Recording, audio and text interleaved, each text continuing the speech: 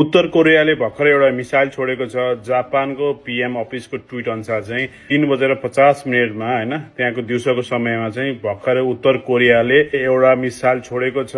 विश्व चाहिँ अब वार जोनतिर जाने हो कि भनी ठूलो खतरा बढेर गएको छ। अमेरिका र इरानको त हामी हेरिरहेकै छौं। अब उत्तर कोरियाले हामी चुप लागेर नबस्ने, जवाफी फायर गर्ने भनेर यो वार्निङ दिएको जस्तो छ।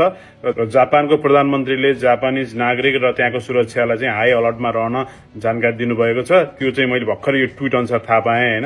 जापानमा जो नेपाली हुनुहुन्छ सुरक्षित रहनु होला। जापानमा हो कि हैन त्यो मिसाइल छोडेको, त्यसको विस्तृत जानकारी चाहिँ आउन बाँकी छ। तर मिसाइल चाहिँ छोडेको भनी जापानी सुरक्षा एजेन्सीले जनाएको छ। त्यो मिसाइल चाहिँ युएसलाई वार्निङको रूपमा छोडेको भनी जानकारी प्राप्त भएको छ र विस्तृत विवरण आउन अझै बाँकी छ।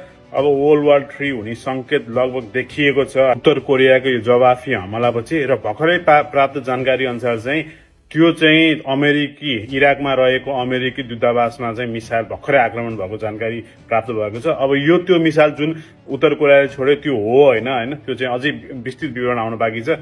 सबैजना सुरक्षित रहनु होला। एकदम अब विश्व नै एकदम गाह्रो समयबाट गुज्रिने हो कि भनी आशंका धेरै नै बढेर गएको छ। Thank you guys.